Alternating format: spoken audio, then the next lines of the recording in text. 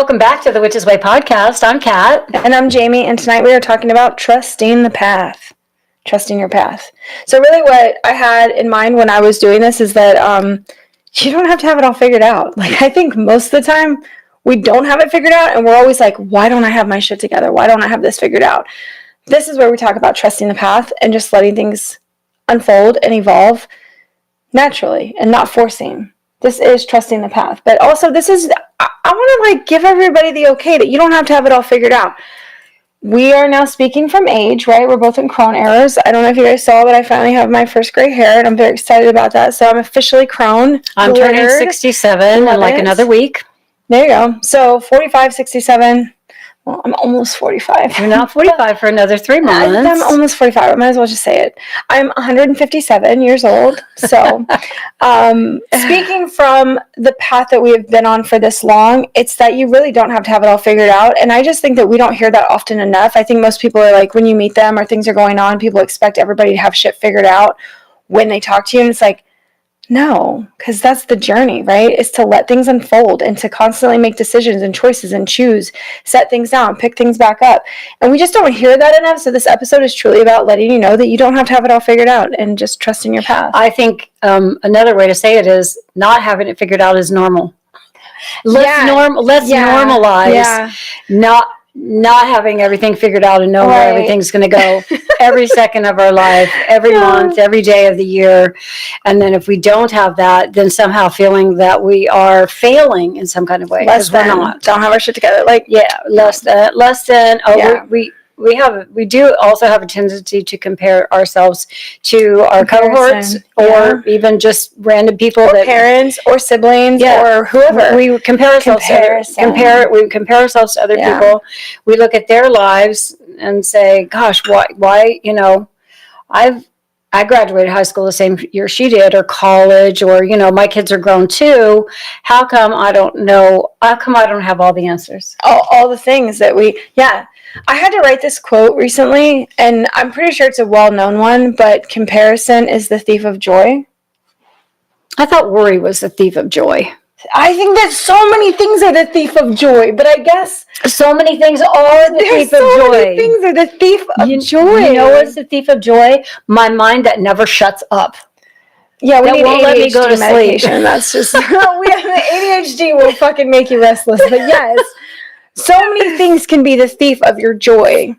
And comparison was a huge one, because I was thinking through a thought about this.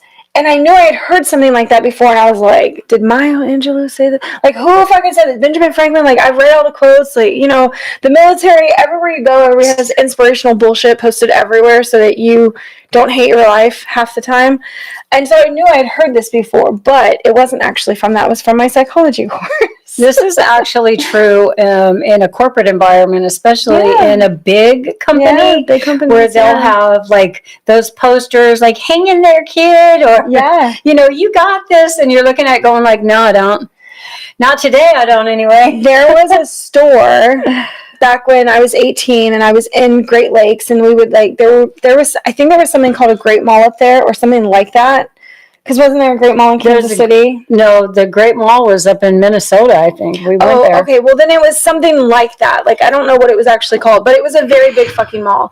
And it had this store called, Successions or something like that. And all of the posters were these very catchy fucking hang in there kid posters. The one that I remember staring at the most, because one of my leaders ended up getting it in their office, and it was all of these matches, and it said, I'm gonna fuck this up now. Attitude is like a flame is yours worth catching, or something. It was these matches being lit in synchronous. It was this line of matches, and you saw the fire moving from one to the next. And it was saying that attitude is like a flame is yours worth catching. Basically, be positive, have a good attitude, because it affects everybody around you, which is so true in a group environment, in a workplace, everything. So when we think about our spiritual path and we go out into the world and we're seeking something from the internet, from other people that we might see as leaders, even, people who might be listening to us, I am not lost on the fact that we could be considered people that someone comes to for inspiration and to look up to. And like, I take that very seriously. And that is why I try so hard to be extremely humble and very honest about, I don't always have my shit together. And there are only certain things that I know, and I allow those things to change over time. I don't ever have a belief that is not changeable, because I just believe that the journey is supposed to be mutable in so many ways.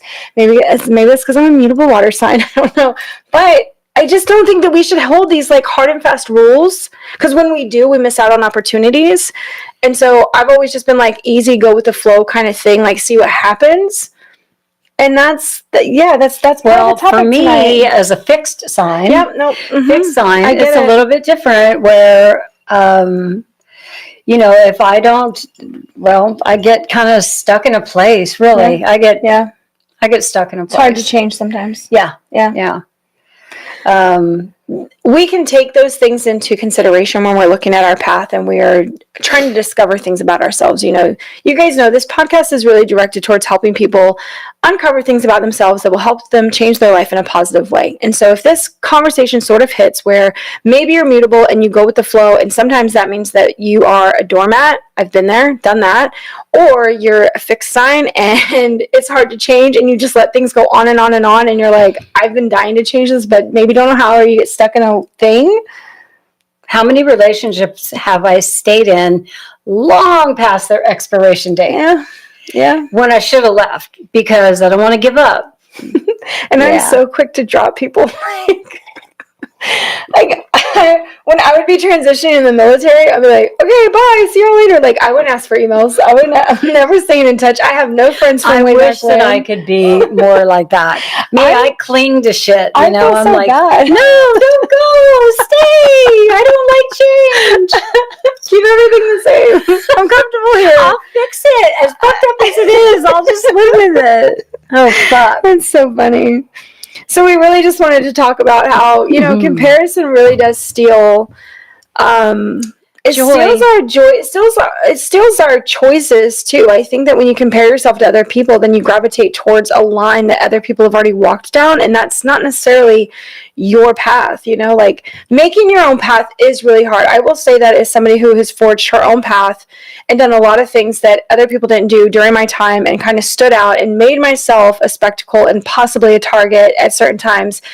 The road is not easy, but when I look back, I regret nothing about doing the things that I felt like were right for myself, even when it brought me great heartache, because the heartache only lasted so long, but me staying true to myself is forever, like in whatever I thought during that time. And then the mistakes that I've made, you guys, even with that, I look back and I'm going, I did the right thing at that time and I understand why I did it, and I just moved past. It's not like I'm fucking regretful or be like, oh my God, you were so stupid. I don't even say that about myself. It's like, you did what you could during that time, and now we move the fuck on. Like, that's what we do. And I think that's really important to have that perspective where there are times in your life where you do just have to kind of go along to get along. You do? Yeah, absolutely. And because rocking the boat or making really drastic changes in your life in some kind of way, the timing is off. Yeah. It's dangerous. It's not feasible. It's not like you can't quit your job and move to another state because you've got a kid with medical issues that you've got to stay there because that's where their doctor is, and you've got health insurance and all that stuff. Yeah. And so for a while you stay in a place. I mean, I think about my 6.5-year relationship with my second husband, their only stepdad, my kid's only stepdad. That was a horrible. I wanted out of that I was in it less than a year, and I already knew. I knew that I'd made a mistake, in moving to Kansas with him. And I really considered that first summer hitchhiking back to California with my kids, because I had hitchhiked across country when I was 16 by myself. And the only thing brave fucking woman. The only thing that stopped me, what stopped me? If I'd only had 2 kids, I would have done it, because 2 hands, 2 kids, right? But I had 2 kids and then a toddler. Jolene was only 2 at that time. And you know what? There was just, I could envision all the things happening. Like, how are you going to keep hold of them? Anything could happen. So I didn't do it. And I had to stick through that relationship until the time was right for me to go. Yeah. And as a result, there was a lot of pain and suffering, you know, but also a lot of lessons, and maybe some things that, even though it was super fucked up, I think everybody had to grow from it, because when you are in bad situations, there is growth that happens, even if you don't realize it until after the fact. That anyway, it's one of the weird things about being a soul in an earthly body, is that we didn't come here to be like all cozy and comfortable and like perfect little life. No, that's dangled over us so that we can do better or imagine better for ourselves. But truly, we came here to struggle, to experience the hard shit so that our soul grows and lessens. And it is so not comforting to hear that when you're in a shit position. It's just not. When somebody tells you that, you just want to like slap them in the face and be like, thanks. That was really helpful. Like, fuck off. That really helps me. You know, like, I'm dying over here. Yeah, and you're telling me, you're telling me, hang in there, kid. You know, it's the fucking posters again. You know the one that I remember, because the cat. We had it on the back of our door, hanging. When we lived on 37th Place by State Line. We did. Oh my god! We had the cat. That picture's like from the 70s. That poster is like from that picture is from the 70s. Wow! I remember it as a teenager. It's a cat like hanging off of a tree. Yeah, he's hanging. He's hanging. I think his tree is a kitten. Yeah, he's hanging, and the slogan is "Hang in there, kid." Yeah. Or hang in there. Maybe it's not kid. Maybe it's just hang in there. Maybe they changed the words, but it's the same picture every time. We literally had that on the back of our kitchen door, where when we left the house, that was the poster that we saw. So my mom was brainwashing us. There we go. I was warning you. That was your warning of what was coming. It's like, you're going to be doing a lot of hanging from a tree, holding on by your nails, you know, thinking I'm going to fall at any second, but you don't. No. You get through it. So I want to tell you guys about one of the inspirations that I really had for this podcast, and it's that, you know, I am trying to be more active on social media. I really am trying to build this like online world where people can come and get to know us and see us and experience this, to become trusted as a teacher, of course. Like, I just want people to have the availability to better themselves. Like, they don't have to choose us, but choose somebody to help better yourself. Like, that's all I think about. So in creating this world on Instagram, which I have really disliked social media, I'm trying to not say that anymore since I'm trying to be fucking successful on it, or at least do well. I have to be on Instagram a lot, and I see a lot of the picture perfect stuff, and I just can't imagine if I'd started my journey and all of that was out there, how incredibly insignificant, insufficient, underwhelming my own practice would have seemed. Because number one, I lived on a ship. I couldn't have anything. Like, I could have very small, minor things. I wrote a lot of stuff on paper and folded it in places. Those were my spells. Those were my rituals. Like, I couldn't have crystals and designs, and there was a ton of shit that was not allowed. So if I had been exposed to that early on, it would have just really made me almost, that comparison. This is why we're talking about comparison as the thief of joy. It just seems like people have their shit together. And I'm like, and when you don't, and you see everybody else, you feel so on the outskirts. You feel like such an outlier. It makes you feel worse about your situation that you already know is not great. And I'm sort of addressing that in this. We are addressing that in this podcast because, you know, to be real, like, half of us are just like winging it. We're just winging it. It may look good sometimes, but we're just winging it. Everybody, this is our first life as us in this time. It's our only life as us in this time. And we're all just doing the best that we can. And so I think that people don't say that enough, to where giving grace for all the situations, you know, as people are making mistakes, or they're misinformed, or they're doing drastic things, like, give them time and space, you know.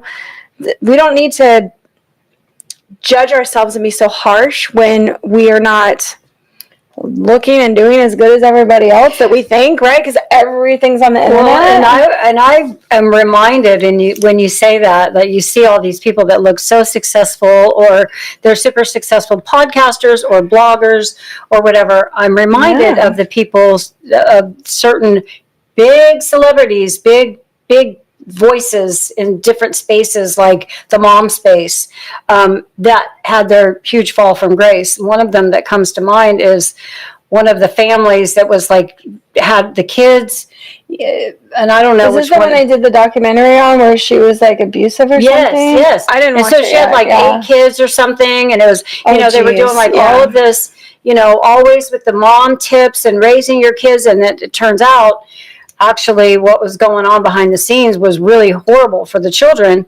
And I think she's in jail. I think is it Ruby? You guys may remember this, but I guess the point of saying this is when you think that everybody's got their shit together, just remember when their lives get actually exposed for the ones who are really putting it out there, and then something happens and the real deal is exposed, and then you're like, oh shit. And I looked up to them and I took advice from them, not me, but a lot of people did. This one particular, the mom that had all the 8 kids, and I mean, she had a huge following of people who listened to her advice, and really, so she really didn't have her shit together. So I guess that was my point. Like, if you think that you're not doing well, or you're comparing yourself to people, God, it really looks good. It really looks like, man, I wish I had that life. Yeah. Maybe no, you don't, because you really don't know what's going on. Because all we're seeing is the curated version of that life. We're not seeing what happens when those cameras are off. And believe me, they're only putting the good shit out on the internet. They're not putting they're not putting the struggles. They're not putting whatever fucked up shit's going on in their lives with their families on the internet. And maybe that's why we're different, because we are putting our fucked up shit. That's like my favorite part to put out. We're like sharing our traumas and our dramas and our insecurities and what we know are mistakes, but we've learned from them. So like, it is a mistake, but you learned so much. So truly, it's a lesson, opportunity for growth. Like, you have to reframe it. Well, like, I think part of it is that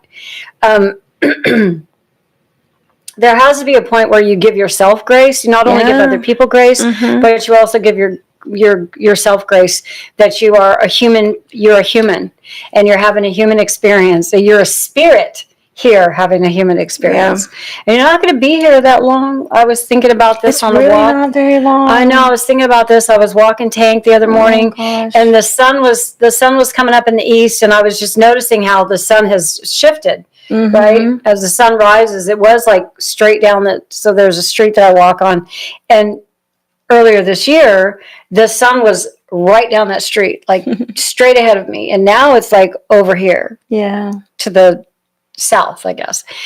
And as I was going, like, thinking to myself, gosh, it's changing, things are always changing. I'm getting older, and I was just thinking about my own limited time that I have left here. As I mentioned, I'm going to be 67 pretty soon, so I'm pushing 70.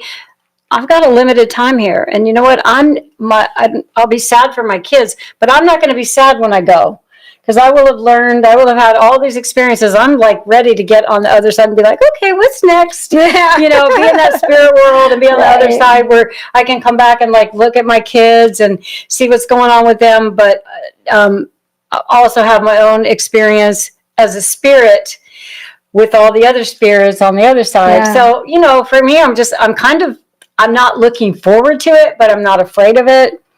And so I'll right out say it. I'm fucking excited. I don't like whenever I go. You're not ready to go, though. Well, no, I have things that I want to accomplish here. I just still think that I can make a difference in a lot of people's lives, which is my purpose.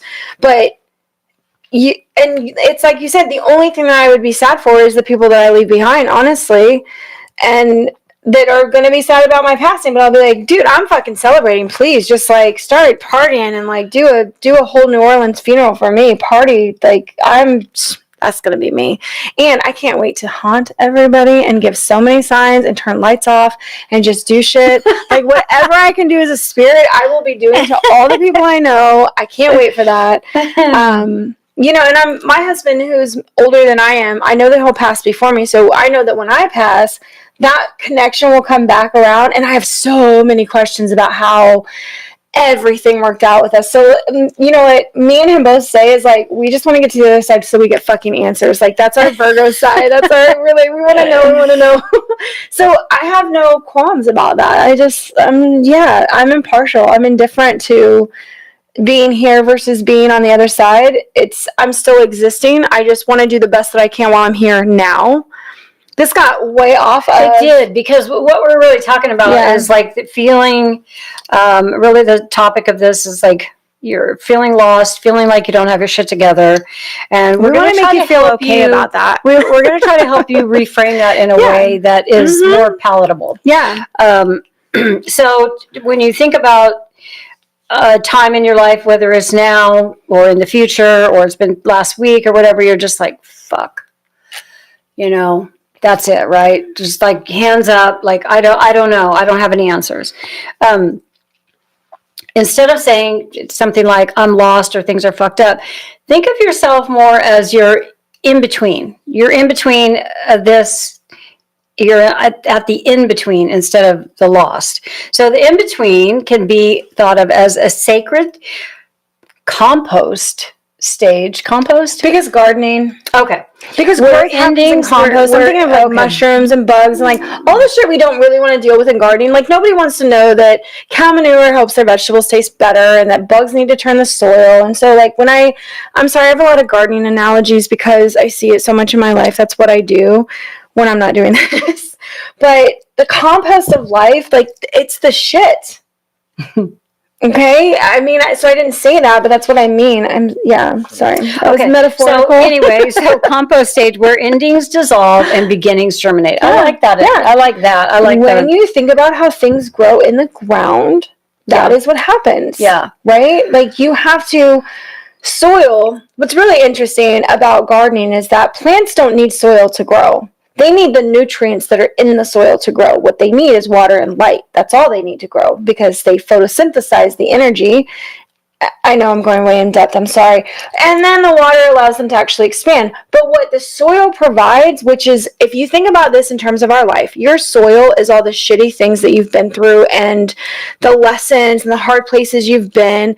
And your spiritual path is the sun, bringing in the stuff that's like, you can still do it. You can make it. I'm going to keep giving you opportunities to grow because you photosynthesize that sun's light. It's like you keep looking for that hope and that joy and the things that you know are possible. And yet your feet are still in shit. Like they're in the compost, right? And you got worms maybe crawling on your feet and you got little people trying to take advantage and it's like bullshit and you got to live the 9 to 5 and you don't like it.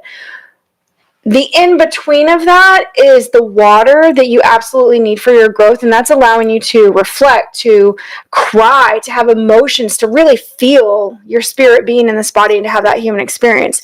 There's that in-between of, I'm fucking doing it, and then I'm laying in bed and I'm like just catastrophizing my whole life. Like there's always in-betweens in everything. So with the gardening reference, that's what it's about. There's also an ancient myth tie-in to this topic, which is Persephone's journey. I love Persephone. Her descent into the underworld as divine. Pause, not punishment. So she did go down and she went. So she was taken down. She was taken by Hades. She was taken by Hades to the underworld. So she was basically kidnapped. She was kidnapped. There's a lot of like female rage around this too, because also people say like rape, and that's not what the story is truly about. Even though we can modernize it and try to say that she was like kidnapped and raped and blah blah blah. What the story is actually talking about is that she was brought down into the soil. So this is still a gardening term. Remember, this was an agricultural culture. They were trying to look for things on like why the goddess would recede into the dirt. So Persephone was captured by Hades and brought to the underworld. I don't know where you're at. I'm actually lost.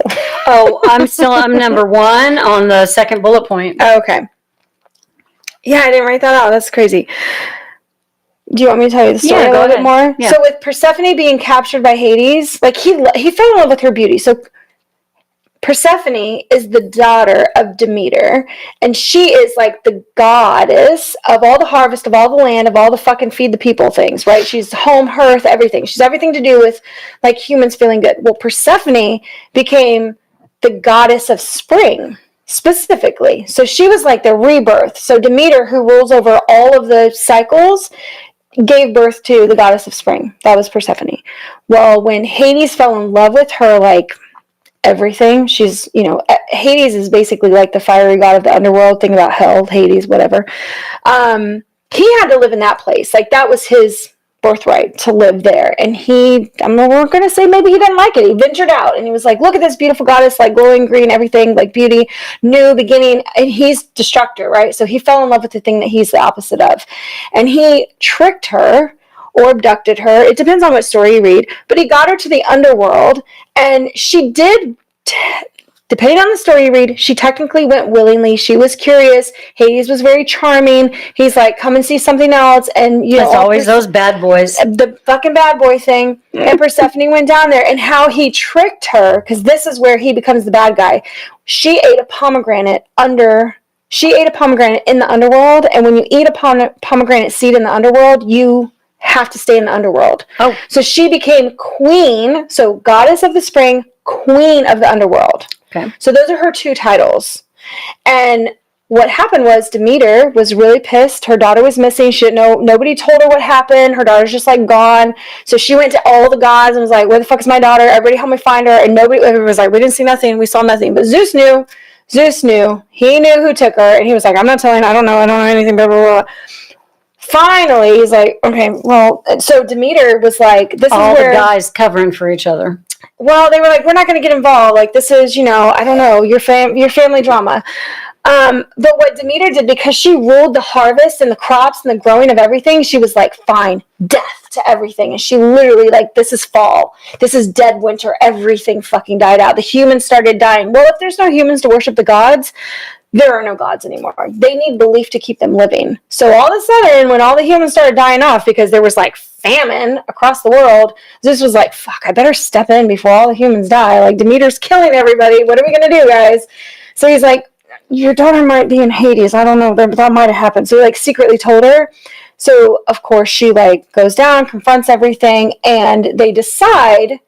It was a decision, like a fucking custody agreement, that Persephone could live half the year up top and half the year down below. So that's why she's goddess of spring and of the underworld. She's queen of the underworld. I just love that story. I know she's your favorite. She's my favorite because she rules the changing of the seasons because of her story, right? So I guess before that we didn't have changing seasons. Like, I don't know. That's just how they explain the seasons, is with the story of Persephone. She's the goddess of spring and brings everything in, and then she descends into the underworld to be with Hades, her husband, for half the year, and that's our fall and winter, and she comes back in spring. I think she had it figured out, though. A husband for half the year. That sounds pretty good. I'm okay with that. Yeah. I could see how that works. Mine's like, I'm a football widow on like Monday and Thursdays and sometimes Friday, Saturday, and Sunday. Like, so I have that sort of thing. There's a football widow season at any rate. I learned that once I got married, that there's like football widows where you don't have anything to do with your husband because he's out watching football games. I'm like, I'm more time with my mom and sister. So, the next thing that we're going to talk about, Jamie, is how society glamorizes constant motion. Mm-hmm. But the magic happens when we're able to be still. So this may explain why I feel such peace living alone. And just like I have become more of a homebody than I ever was before. And I think it's because I like the peace and the solitude. And also the stillness of it, because I get to sit with myself and, my mind's never not going. It's always thinking of something, but I'm also doing things that hopefully help me grow. Like I've gotten really into, an app for crossword puzzles, so I feel brain like games. Brain games. So I do that. Yep. I listen to audiobooks. I go out in my yard. I'm just so thankful that it's cooling off finally, and I will actually be able to work in my yard and not like sweat my ass off and have gnats flying in my face and bugs all over me and shit, because that's really annoying. But the society almost sets us up. I feel like society sets us up to believe that if we're not constantly in motion and doing, we're failing. Yeah. And that's just not true. We need the time. We need downtime. We need quiet time. That's why we Netflix and chill. It's why some Saturdays we lay in bed all day long and don't do anything. Netflix and chill is code word for having sex. Sorry. Sometimes I Netflix and chill and I'm not having sex? No, but that's what Netflix and chill mean. It, like, okay. Then sorry. just lounge around in bed and never get out of your pajamas on Saturday. How about that? It's like literal Netflix and chill, not young people talk Netflix and chill, like come over, have sex, and like move on. Yes. No, it's literally like just like veg out. Just a total veg out where you're completely. And this is what I feel like when I have those days where I'm like, I don't want to do anything. I had plans today. I was going to do this, and I wake up and I'm like, it's not happening. It's not happening. I need to stay here. And for whatever reason, my body, my mind, my soul is like, nope, you need a day of rest. So you need a down day. You need just day to do nothing. And society, like, I almost feel guilty when I do that. Not almost. You do feel guilty. I've definitely called you and you're like, don't judge me. I've not done anything all day. I've been in bed. And I'm like, I would never judge you. I hope that felt amazing. But I can remember when you first like told me about it, you did feel guilty. You're like, fuck, I did. I should be. Well, you know what I feel is lazy. I feel lazy. Yeah. And then I have to reframe that to, I'm not lazy. What I'm doing is I'm recharging. Yeah. Recharging, absolutely. I'm absolutely recharging my soul, my mind, my body. Mm-hmm. And if I need that every Saturday for the whole whatever, I'm going to do it. I finally accepted that, it's not laziness. It's a need that my body has that is communicating to me. Today's not the day to get up and get shit done. Today's a day for you to kick back and relax and have a day and take a break. And you know what? Everything's going to be there when this day is over. All the things that you think you're supposed to be doing right now, you can do them tomorrow. I know I've said this before in other podcasts online all the time. And I'll say the one thing about being deployed to a war zone is I had to come up with a phrase for when we were not being attacked, because you always felt like you were on high alert. Your system is like, you're living in constant anxiety. You have to learn to, because I did that for a year. I came back home for a year and a half and was just a mom. And like, how do you go from that war zone, like bombs and gunshots, and you see the list of people being killed throughout the night, and then like you wake up the next day and you're like, that all just happened. You're in a constant state of, I can feel it in my body now talking about it. The almost like you're ready to run at any moment. Like you're alert. You're just on it. I had to figure out a thing that I could say to myself to bring myself down, because I am such a mantra person. I'm such an affirmations person. And yet, even talking about this, I can feel the trembles in all of my body right now. I would have to say to myself, when I would come home from these events, these deployments, I would have to say, nobody's dying. That's how I could go grocery shopping. That's how I could get in my car and go to simple things. That's how I could enjoy a day at the beach. That's how I could just be with Cameron. He was only 5. And just be there, because my system is still go, go, go. I so wish that you could feel, since just saying that, like how much my whole body was like, bitch, we're ready. Let's go. Let's do it. Like, we're ready to run. We're ready to react. So I've learned to say that in the last, I first went to Iraq 2009. Then I went to Afghanistan late 2010 into 2011, 12. So it's been that long. It's been 13 years. And yet my body remembers what it's like to live in that environment for a year at a time. And I have to still have this mantra of, even when I'm doing things today, sometimes I still get in that, like, let's go, let's get this done. Like, let's get to the point. You got to fucking go. I'm so goal oriented to just get to the safe place, whether that's my house, the store, your house, when I'm driving. Like, I feel those things still come up, and I have to remind myself, dude, this is nothing. Nobody's dying. When nobody's in danger of dying. And I had to come up with my own thing for that, to the comparison, right? Like, I need to take a day off. Nobody's going to die if I take a day off. Like, that's how extreme it had to become for me. And I know that most people probably don't think in that way, but just so you guys know, like, my brain has to go there because of my environments. Because in order to relax, I have to know that me staying in bed or on the couch or doing nothing all day, nobody's going to die from that. I have nothing to worry about. Like, what's the anxiety? What's the worst that's going to happen? Because the worst that's going to happen in your life, most likely, is that somebody is going to die. That's going to be the most painful, gut-wrenching experience, is if one of your loved ones, like, pass away. So you sitting on your couch and doing nothing, and you playing a game, or you vegging out, or you Netflixing and doing nothing, Nobody's going to die. And I can say that now and take great comfort in that, because I'm like, oh yeah, Jamie, back to reality. You're not in that place anymore. The comparison. Nobody gets to steal your joy of being relaxed and doing nothing and sitting in your garden and just literally staring at the birds and whatever bugs fly by and like taking pictures of weird shit. The other day, I spent 5 minutes on the ground because I saw a bee go into the ground in a hole. And 70% of our bees in the US, they live in the ground. Most people don't know that, 70%. So when I'm able to capture one's little tiny hole in the ground, and I'm like, oh my God, this is how they all survive. And we don't know that. So many people don't know that. I sat there for 5 minutes waiting for her to come back out. It's always a her, because the females are the ones that lay eggs and create the things. And I sat there for 5 minutes, and I thought, like, afterwards, I was like, I almost wanted to say to myself, well, that was a fucking waste of 5 minutes, but it wasn't a waste, because I caught her coming out of the ground. I was like, that's so special. I love that. You know what? To see the life that I've created in my yard and to be able to witness it every day when I go out there, that is what I live for. That is my peace. So that there's nothing that should be able to take that away of like, Jamie, you should have been posting 100 times to Instagram. You should have been doing that. Like, whatever the fuck. The expectations that I might set for myself. Bringing myself out of that. That's the thing. They're long-winded.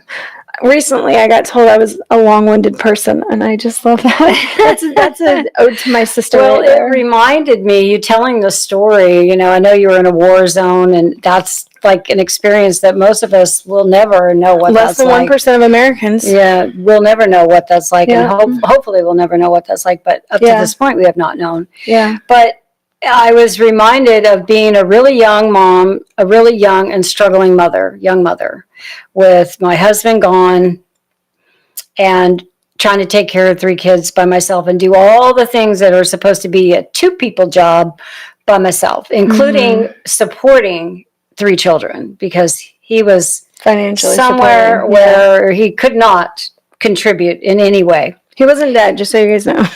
No, he wasn't. He wasn't dead, but he was absentee. Yeah. He was incarcerated. I'll just go ahead and say yeah. That. So, when you are our young mother and your husband goes to jail, prison, whatever, or goes off, maybe gets a new girl, family. Gets a whole nother family, and you're left. But anyway, as you were talking about that, I was just remembering, my 20s with young kids and by myself and all the things, and how the thing that I used to say to myself was it had to do with death. You had to put it in the extreme terms. I had to put it into an extreme. I had to frame it in an extreme way so that I could get from one day to the next, or 1 week to the next, or one crisis to the next, which was to tell myself that, what doesn't kill you makes you stronger. And I literally, that was what I lived by that. I really did, because there was times when it felt like there could be a death, although, maybe I wanted them to be like, just fuck it, just take me out because this is too hard. Yeah. But of course I couldn't, because I had children and I loved them and I wanted to take care of them. So that was not an option. So out was not an option. So you got to stick it out, and you got to find the thing to tell yourself to get through the really challenging moments or weeks, days, weeks, months, whatever it is of your life. Yeah. And that was, it just so happens that I also used something related to death. I wonder how many of our listeners have thought the same thing or something similar of like, I'm not dying, or my kid is not dying.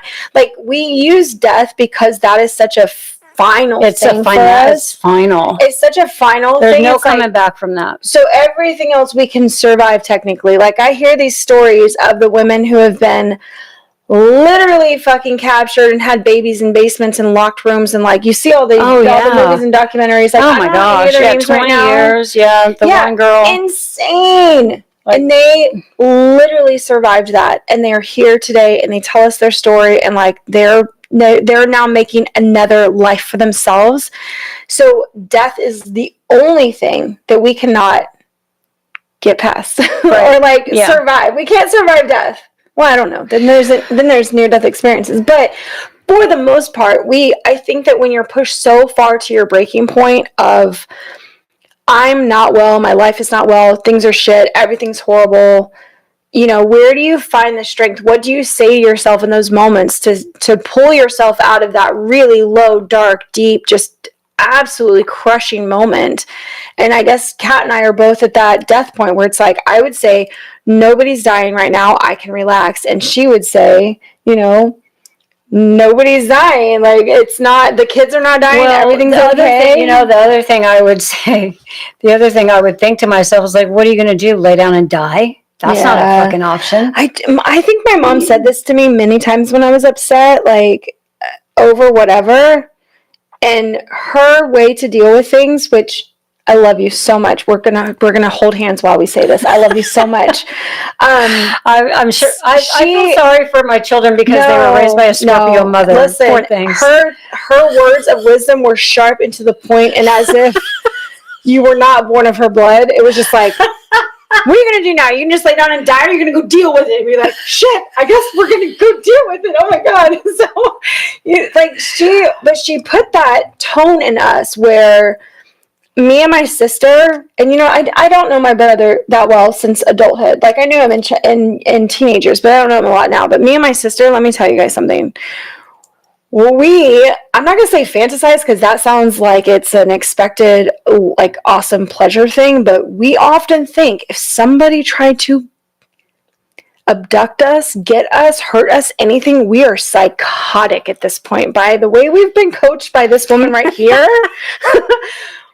what are you going to do? Lay down and die? Oh, we are going to go, somebody's going to get hurt. Like, we're talons out, just ready to go with some stuff. Fierce. And yeah, we're so peaceful and loving at the same time. You know what? I put fierceness in you guys. Fierce, you did. I did. Yeah, I made my children fierce with that because there was a struggle, and I struggled, and you know what? I knew they would struggle in their lives. Help. And nobody came to the rescue. There was no rest. There was no grandparents to come and be like, "Oh, I'll help you." Oh my gosh! You know what this reminds me of? No. That movie that Millie Bobby Brown did called Damsel. I know there was a lot of screaming in it. Oh, there was a lot of screaming in it. I know you didn't like that part of it. I didn't like that part of it, but I love the movie. When I first saw that movie, you're like, oh yeah, it seems like a fairy tale whole thing, but that entire movie, I was like, and that is women today. That is what we are becoming. That is our growth. That is our evolution. That is what we are taking over. Is like, damsel. Yeah, a big fuck you to that. All right, we're not a damsel in distress anymore. We're damsel take shit into our own hands kind of thing. So. That, I think that's more what I was raised with, like Kat said, is that fierceness. And, I'm not sorry. It helped to make them resilient, is what it did. The challenges that we faced, once they got through them, and then they could look back on it, they could be like, damn, I'm strong. I got through that. I think before we move on from this in-between place, because we talked a lot about this, I do want to mention there are times in our lives where things are going on that are outside of us. Like, you're wondering, like, why is everything fucked up? Like when I hit 30. 30 is around the age of 30. Yeah. If you haven't been there yet, or if you've already been there and you can look back on that period of at your 60s too, because it's a 30-year cycle. Yeah. You have a Saturn, what's called a Saturn return. If you've ever know anything about astrology, Saturn return is when the planet Saturn, which has a 27 and a half, 28 and a half year cycle, something like that, it comes back to the same place in your chart as it was when you were born. Mm-hmm. And it disrupts shit. And it very much, there's a shift. Almost everyone that I know, when they hit around 30, something big happened that shifted, that made a shift in their life. For me, it was a wake-up call. I looked around at my situation. I'd been with their dad for 10 years, and things hadn't quite gone the way that I thought they would. That I'd hoped they would. I'd always thought, if I just fucking wait till if I can just hang tight till he's 35, I'm sure he'll grow out of this phase of, I just want to party and, have a good time. But,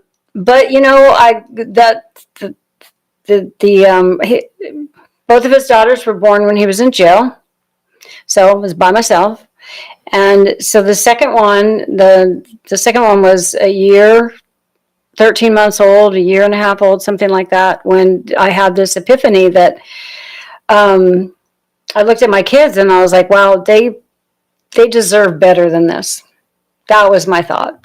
They deserve better than what's been going on for the last 10 years. And it was a shift that I made right then. It was a decision that I made right then. And it was right before, it was, I was 87. I guess it was a year before. I was 29.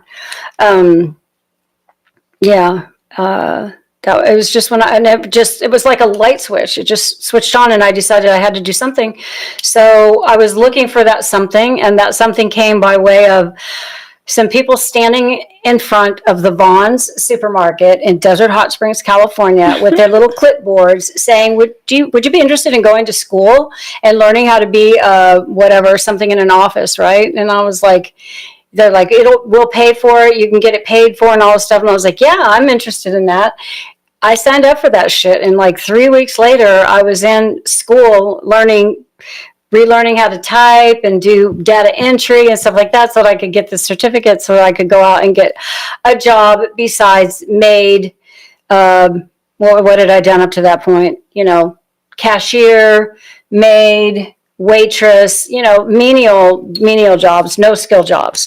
So that was my shift. That happened. It was this epiphany that I had. It was like, these kids deserve better. We should do an entire episode just about Saturn's return, because I know that for mine, it was, I left Cameron's dad, I left South Carolina, I moved to Florida. I had never even been in the state before. I literally gave all of my belongings away and drove here and knew nothing.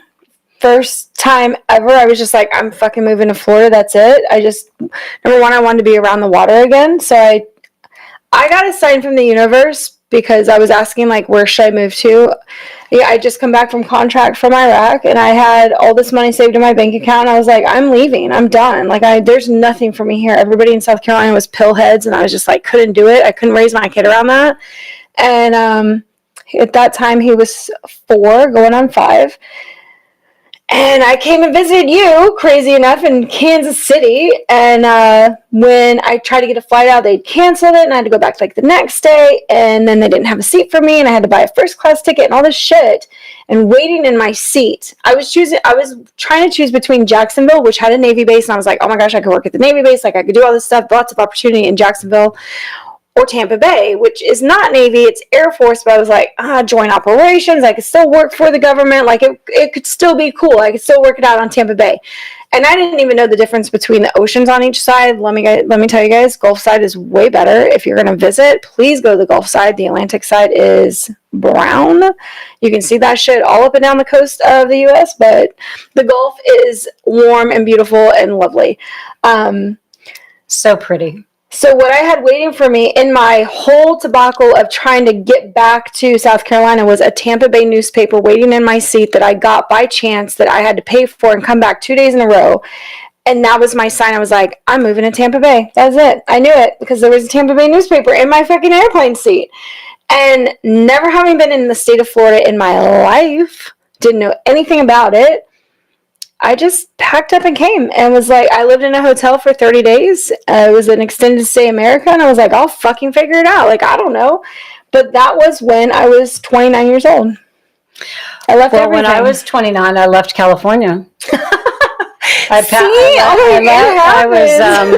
was the end of April, 1988. So I would turn 30 in November. And I had met somebody, and he was from Kansas City. And you know what? I was looking for a big change, in my life. I mean, I needed to get away from Desert Hot Springs and all the people and all the bad influences and, the ex-husband that was soon going to be getting out of jail and would be back. And I already knew that if I saw him again, there was no way I was staying away from him. I was in love with the man. Yeah. Just like we were like drawn to each other. So I knew that I had to put distance between us for me to really because I had finished school. I was working for an attorney. So I had a real job, going to an office every day and stuff.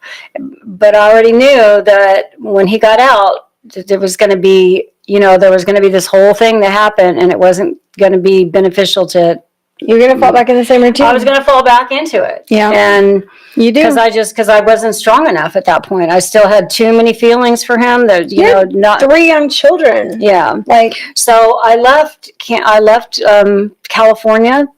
Never ever had I considered leaving California, but I got the opportunity and I was like, yep, I'm going to go and I'm going to take the kids and we're going to make a new life. And I just want to say, my little input as my little 8-year-old self that moved from California to Kansas City with like cold weather. Okay, I was not prepared and I was pissed. And I was like, we're going back as soon as we can. Like, this is bullshit. I was only 8, but I was very opinionated on the fact that we did not belong in Kansas City, that we belonged back in California with the ocean and the water and all the things. And, you know, yeah, maybe desert hot springs, but we lived near the water many times. Like, the ocean was my life. Like, I felt like my whole life was there. We had rivers nearby us. Yeah. You know, we had water nearby us. We had so much nature there. Yeah. And I felt like Kansas City was not nature. It was harsh. Because I guess that's when I experienced the real change of the seasons. Like, I didn't have snow. I remember the first time I tried to experiment with snow, you guys, I didn't have a coat on. I barely had some shoes on. I was in a little dress, and we had stopped in Oklahoma somewhere. And there was big snow drifts that were pushed up against the wall, right? And I thought it was cool. I was like, look at this. This is crazy. Awesome. What is this? It's cold. It's wet. Like, that's so weird. 8-year-old me, and I'm very adventurous and experimental, so I walked up the top of the wall where the snowdrift was pushed against, and I stepped off the wall onto the snow. I didn't know snow was slushy and sinky, and it was very cold and wet. And you sink in it? I sunk right into it and was petrified. I was like, I didn't even know what to do. I didn't even know how to break out of it. And then it was my brother, of course, punching the snow and like pulling me out of it, and I'm soaking wet in this dress. And I was just like, what was that? Like, I've never experienced. I've been in like whitewater rafting type situations where the water's cold and it's coming down from the mountains and all of that. But this shit, I was like, this is not my life. I was like, absolutely not. Don't want to do this again. But I remember moving to Kansas City and not even having like the correct clothes and the whole thing. I was like, we're not staying. Everybody who would ask me like, oh, where are you from? We're from California and we're not staying here. This is not, like, I said that. And I didn't want to stay there. The first, we got there right after the 1st of May. Jolene had her 2nd birthday like a week later. And then, and by the end of that month, I couldn't leave the house because it was so humid. I thought I was going to die because I lived in the desert where it's 117 degrees in the summer. And that was, you know, I could handle that. I was acclimated to that, but acclimating to humidity was awful. But anyway, we're all a little off. It's not, because really what all of these little stories that Kat and I have been saying, you have to think about this as like, and I think in a lot of these stories you can hear, we felt lost. We felt off our path. We felt like not in the right place. We felt like shit was not going our way. We didn't plan this. That's not, you know, and we made calculated decisions to change ourselves, right? Yeah. But there's so many times that right before we make that calculated decision to change our life, that we feel really lost. And this is about not being lost. You're literally recalibrating. Well, and even after you make the decision and you make the move, I know as soon as I made the move and as soon as I got back to Kansas City, within a month, I was questioning that decision and regretting my move and wanting to go back. You know, so I regretted your move. So the point is that you're not lost. You're where you're supposed to be at that time, and you're struggling to learn something, to grow from it. And that's what I think is, and then that's what I think that maybe we miss out of. We want to avoid the heartache. We want to avoid difficult, you know, situations in our life. But those difficult situations and those heartaches are opportunities for us to learn about ourselves, about other people. There are opportunities for us to grow. So that, you know, I mean, there's just their opportunities is what they are. I'm going to bring up a movie really quick. I'm such a movie person. There's a movie called Click. It's Adam Sandler. And, damn it. Some chick. No. Kate Beckinsale, not some chick. She's a goddess vampire woman that, like, that's all I see her as. But Kate Beckinsale. Anyways, it's a movie called Click, and he gets this special remote control. I don't know if you've ever seen it, and he can fast forward through life's hard moments, right? So he's like, when him and his wife are arguing, he's like, fast forward, and it's interesting. It's an interesting movie, but what it really teaches you is that when you don't stick through the hard stuff, you miss out on so much of life. Like, you don't get to see any, because he's just like, I guess what the remote does, I haven't seen it in a long time, but the remote remembers your preferences. So if an argument starts, it just fast forwards it automatically for you. And so he would be getting into something with his wife, and then all of a sudden it's like, he wanted to be there with the situation, and then the controller was like, I remember your preference. Boom, start fast forwarding. And he's like, no, wait, I want to talk to her. Like, we think about being in our hard times and wanting to really fast forward them and get out of them, but truly the word is liminal. You're in an in-between. You're not where you want to be, and like you're out of something that maybe you didn't want to be in, but you're not exactly where you want to be, and so then you're waiting for the other thing. You're in this in-between, that liminal space in between what's comfortable and what's familiar. You know, like, so you've got, or what's desired. Really, it's like what's comfortable and familiar. And not even, how about what's familiar? Because when we're in bad situations, that's familiar. Then we got to go into the liminal space. And then we get to go into the space where we actually create it for ourselves, because we're like, fuck this shit. I'm changing something. I'm doing something. I'm moving. That liminal space is what we're talking about, where we feel lost because you don't know if the decisions that you made are right for you yet. You don't understand how everything's going to work out. And you're just really stuck in this in between. This is where witchcraft is so good at providing tools. You know, like, I gotta say, everything that we really see in witchcraft is tools, because that's what's present. You can't see people's thoughts and processes and how they've changed and all the things that they've done and their mantras, but you can see all the tools they've used to do that. So tools, the next section that I really put into this podcast is about tools for self-trust. And I gotta go with tarot cards are my number one. I still love tarot cards. I've been using tarot. I know. Well, tarot cards were my first tool. I didn't even know. I mean, I never thought of them as. I never thought witch when I thought of tools. I just, that's so funny. You know what? I thought guidance. They were guidance for me. They gave me messages. They gave me sometimes confidence, answers, or sometimes they gave me non-answers. And I'm like, wait a minute, you mean I got to decide on my own? Wait, hold on, you're not going to give me the answers, universe? Right? Yeah. You mean you're going to still make me make the choice? How about you make the choice? Just tell me what to do. Tell me what to do. Tell me what to do. So many people want card readings where it's like, tell me what to do, cards, and the cards are like, not why you're here, babe. Not why you're here.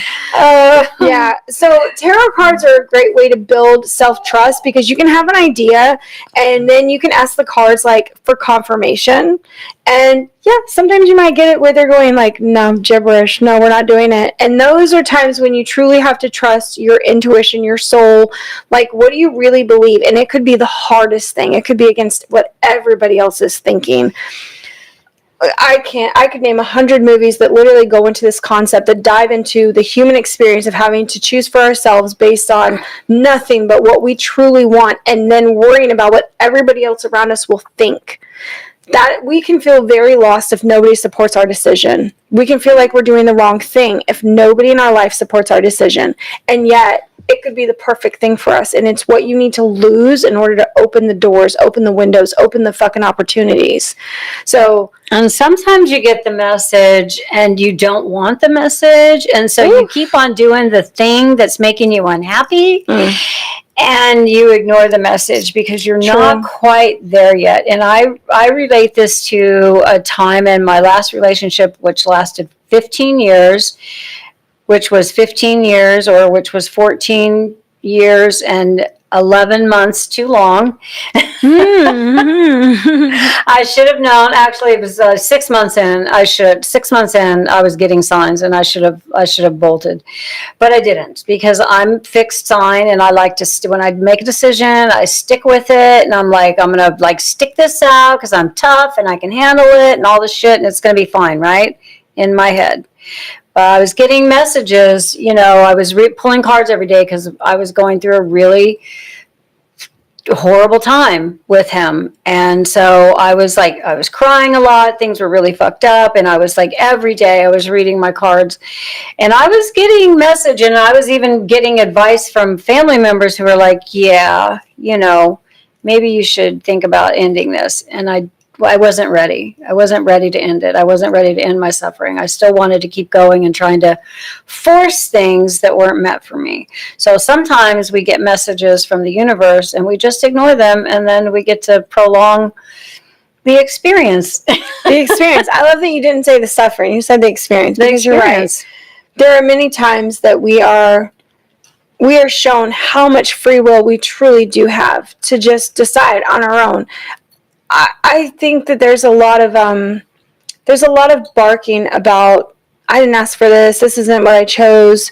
And yet, when you look back at the choices, you can see where people did choose their things, and they didn't leave, and they didn't move on, and they're like, no, this happened to me. I didn't choose this.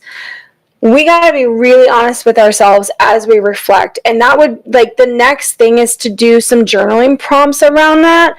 Truly reflect. Really allow yourself to dig deep.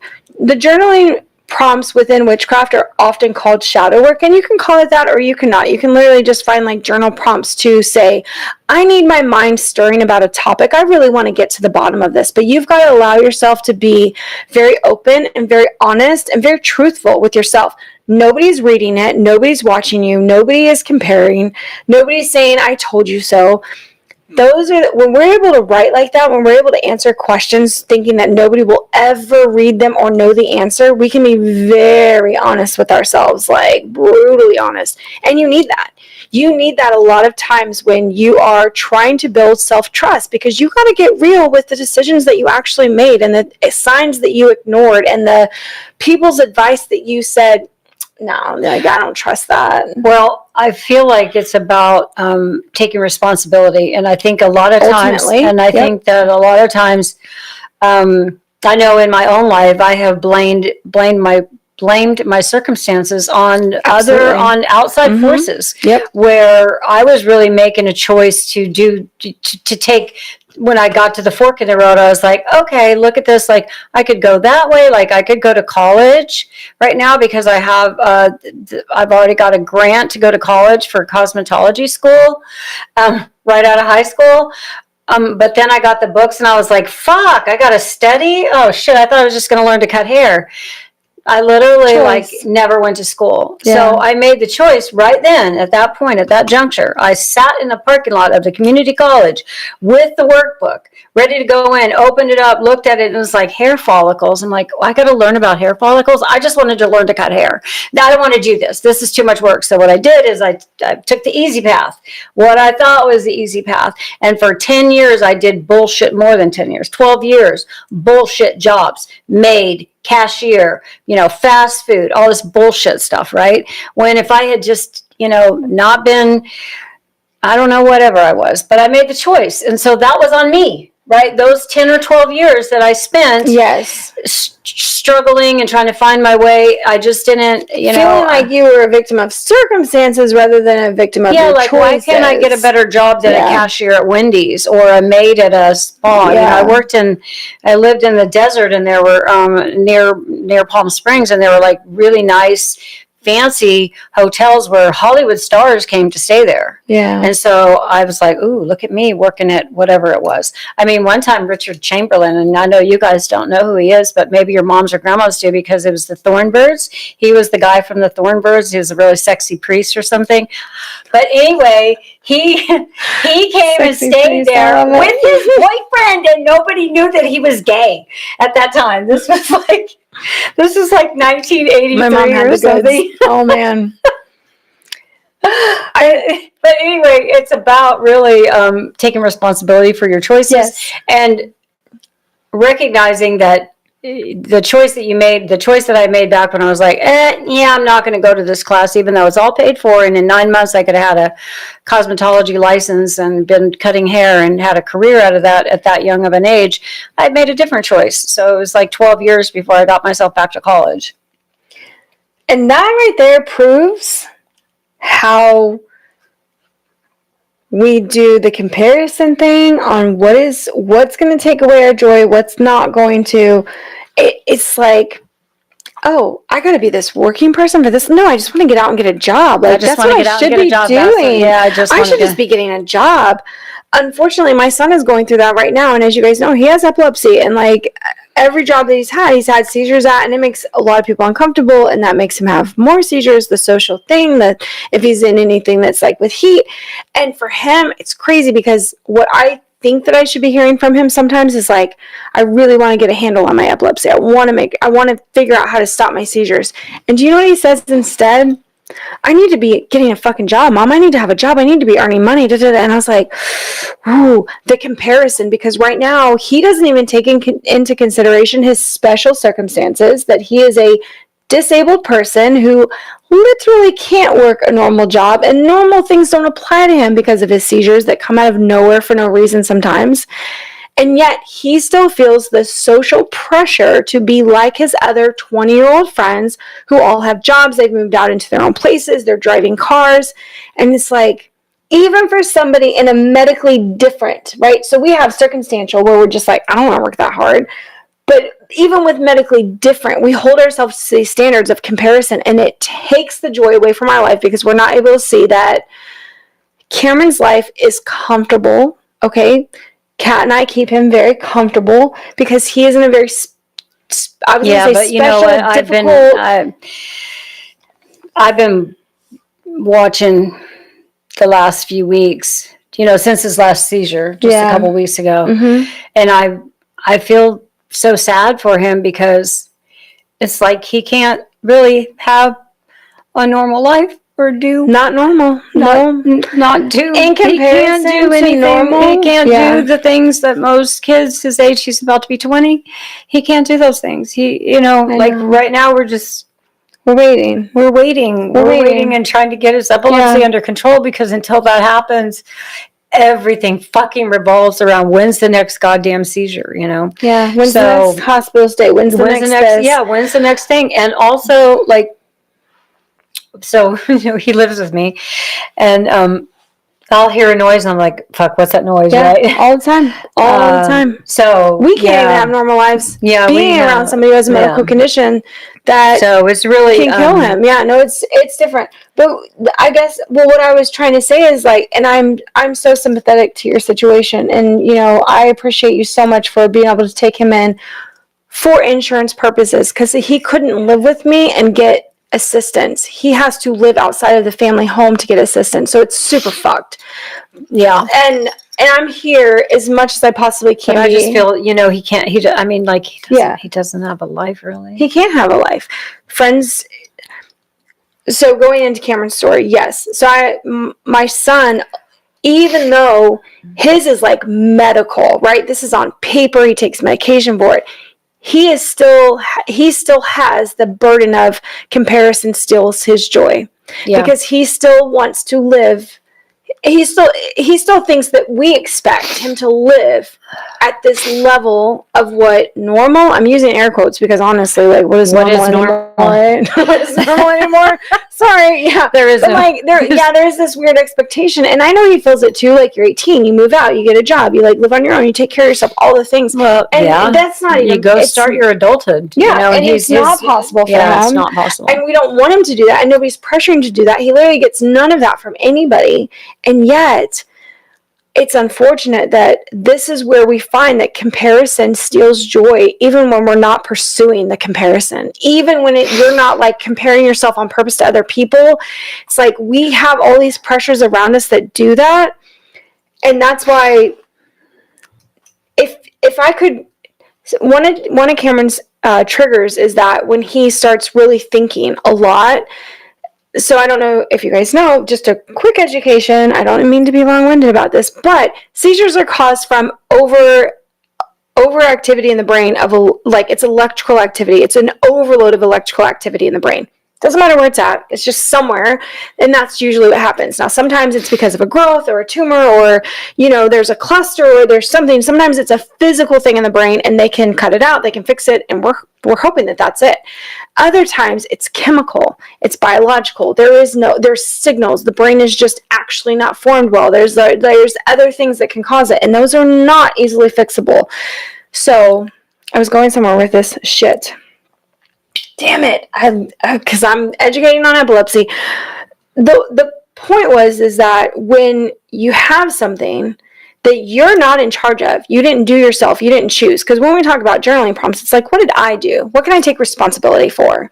Right? There are witches out here. God, I'm a neurodivergent witch, by the way. Like, I need to claim that title for myself because damn, I realize it more and more every day.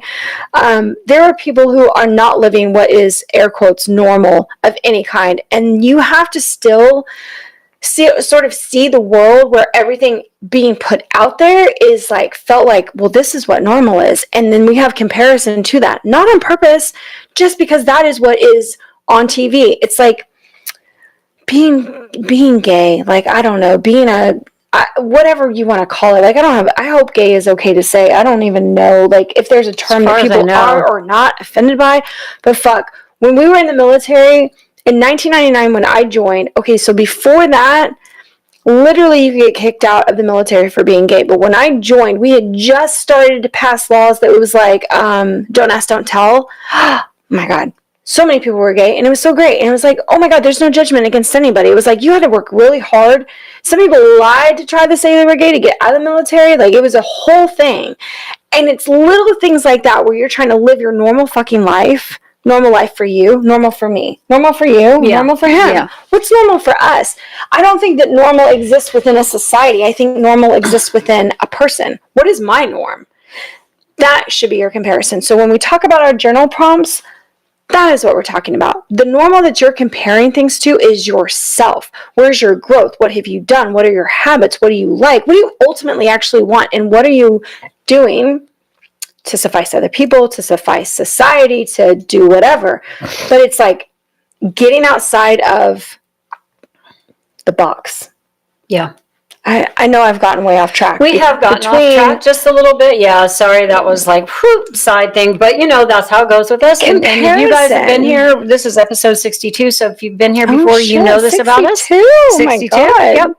So the next thing we're going to talk about, though, is about when we talk about these tools that can build self-trust is the signs that come from spirit or the universe or your guides. And these are things like, repeating numbers, which have always been a thing for me. Like when I see numbers, I'm like, why am I seeing that number so many times? Right? Well, when you see things repeating in general, maybe you always see a black cat, or you always see a crow, any kind of repeating patterns. You're like, hey, any patterns. Patterns. Yeah. Maybe I swear to God, when I hear the crows or talking to me in the morning, I've got bird seed out and I'm trying to build up my backyard to invite more birds and other critters to come to it. And in the morning, this morning, there's this big crow out there just calling away, right? Yeah. And I'm just like, all right, buddy, what's going on? Or I'm walking and there's one and it seems like it's following me. It's like, okay, I'm paying attention. What is it? So messengers, dreams, dreams that come to us. It's any of the little things that we would call coincidences or synchronicities. I love synchronicities.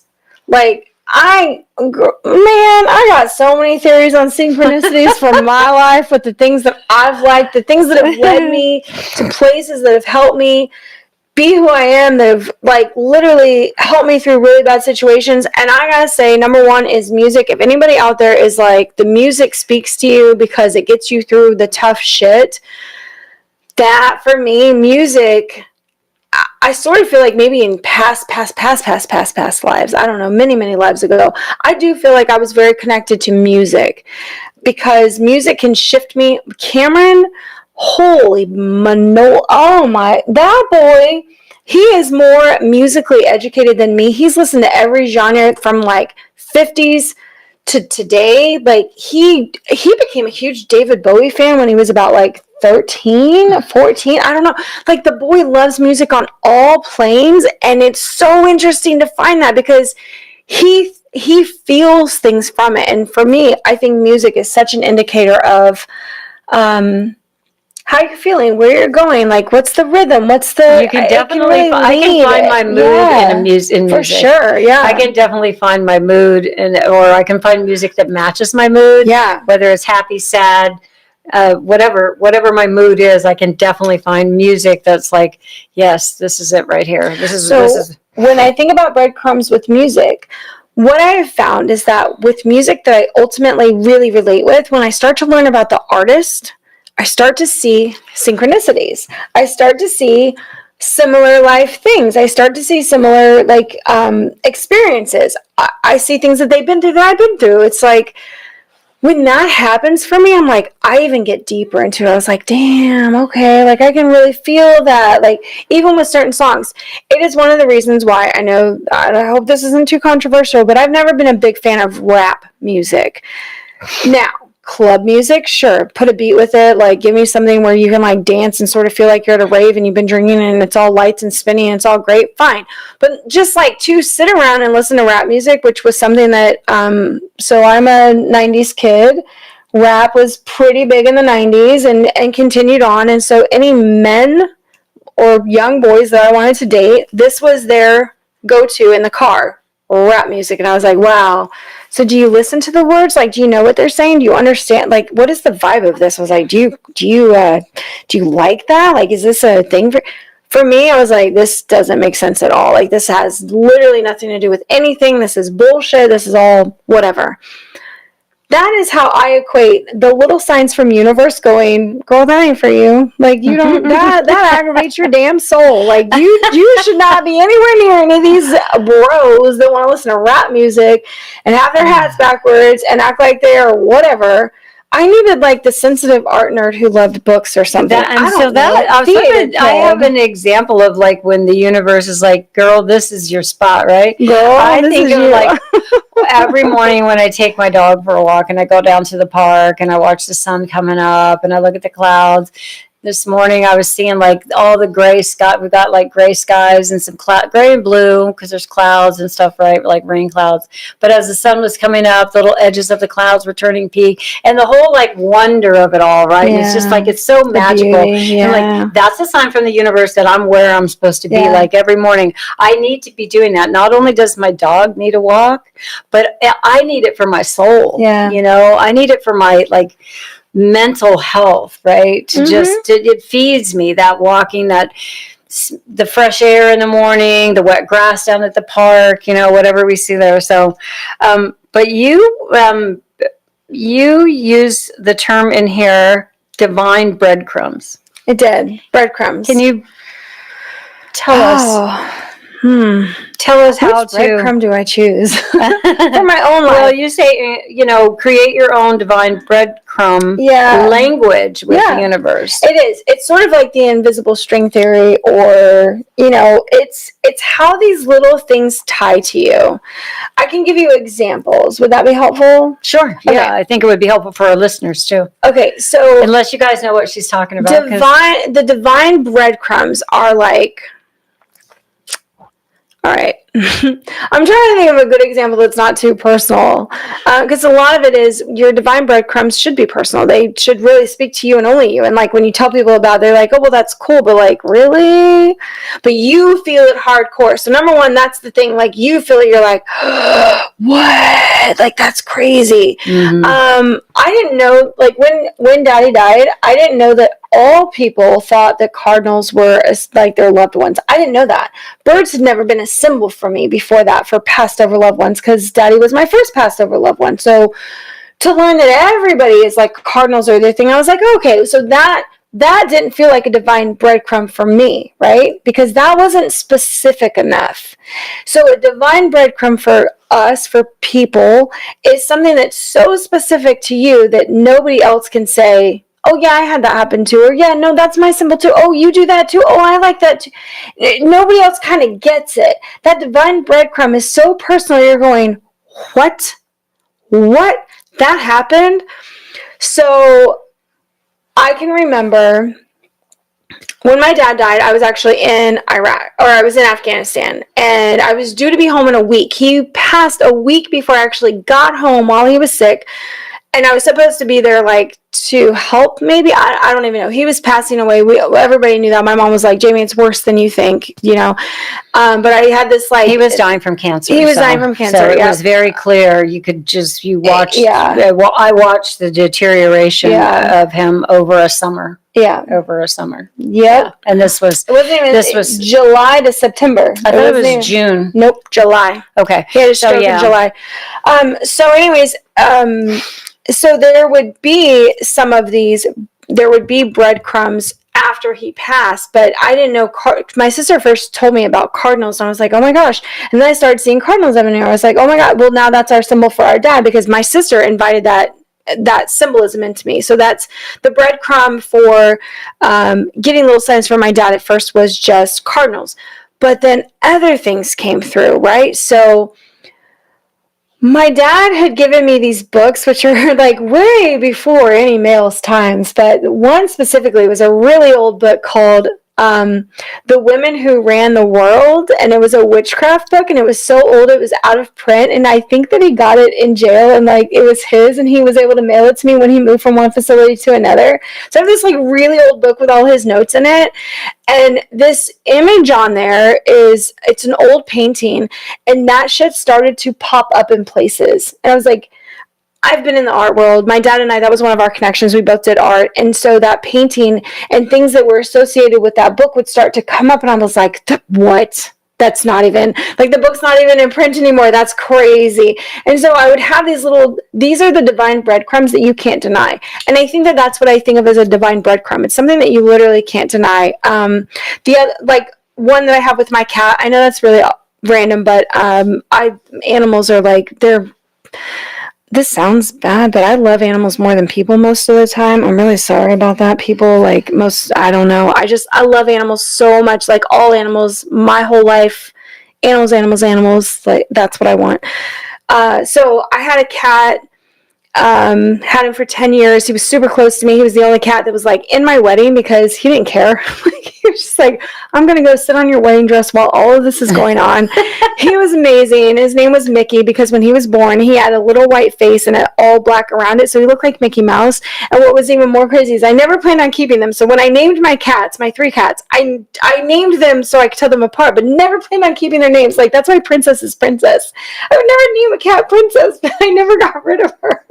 And I never got rid of Mickey, and I never got rid of Magic. So I kept the cats. So Mickey lived with me for 10 years, and I lost him in 2023.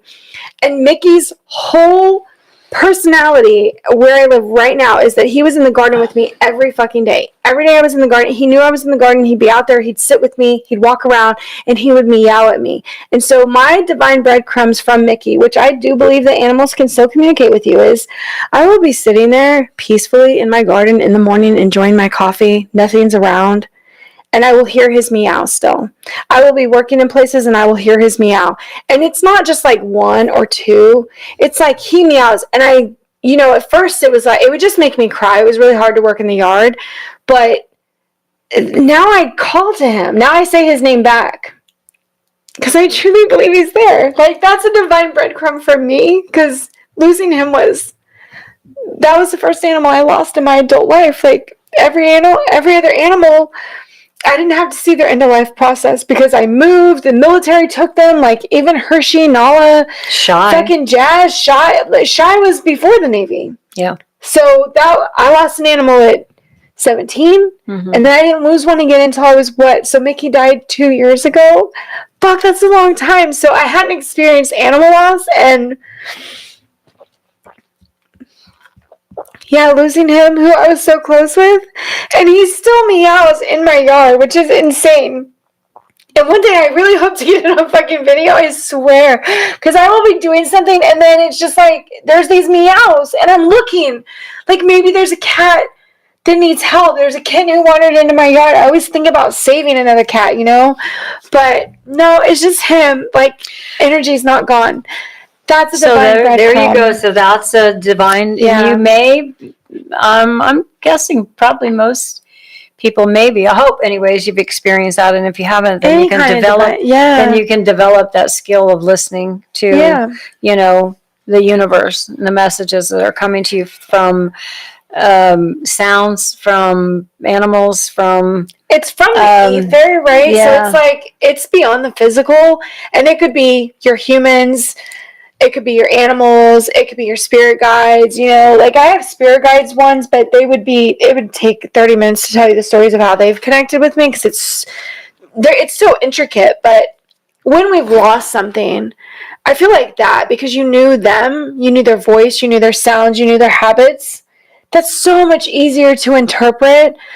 Like with my dad, I mean, just the little weird things, you know, phone calls, numbers, signs, thinking about him, and then getting this amazing sunset with my sister. Like anytime Jolene and I are together, there's always a possibility that Dad's gonna like jump in, right?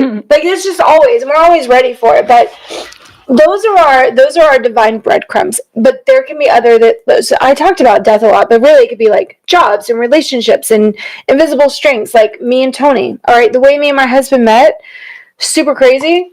Jolene was friends with him for 9 years, and I moved to Florida, and I lived here for a year and a half. And then when I came back after I did my after I was deployed to Afghanistan, then Daddy had died, and I asked her, like, Jolene and I weren't even close. I was like, do you know anybody in Florida? Maybe jobs, blah, blah, blah. Because I'd always just been, like, living off the money I made from being overseas. Well, then she introduced me to Tony, and I didn't even know him. But I swear to God, while we were texting, I was like, whoo, there is something there. And then just the whole evolution of that, him being in Kansas City, him being a fucking Chiefs fan, I was like, how are you so connected to Kansas City? Like, it was weird. The places that we knew, the things that we knew, those were again, divine breadcrumbs when you meet somebody. Cameron's dad, same thing. So these are things to, you know, recognizing these and like accepting that this is actually real and you're not tripping on something, is how you start to build trust and you're trusting your intuition. It's not coincidences. It's meant to be. Yeah, trusting that what you're hearing, the cat meowing or the cardinal landing or the crow cawing or whatever. Or the people that you meet who have like all the same history as you and you never cross paths and you're like, how's that possible? Yeah, that. So those things, as you have those experiences, recognize them and then accept that those are messages. That's, you know, you start to build trust in what you're seeing. These things that can't be explained, but you're like, it's real. So and inspire other people. Like I want to really hit on that. When you tell other people about these things, they're going to brush it off because they can't feel it like you do. Don't let them. You don't have to share it. You don't have to share it. If somebody's going to. That's why I said journal it. Yeah. But trust in it. Yeah. So next, the last thing we're going to talk about is rituals for guidance in the chaos. So we have talked about a lot of chaos. We've shared a lot of our experiences. Many personal experiences. Are we an hour and a half into this? Oh my goodness, we need to wrap it up. Yeah, sorry, you guys. Sometimes it's like this. Oh my gosh. So we're going to talk about rituals for guidance during chaos.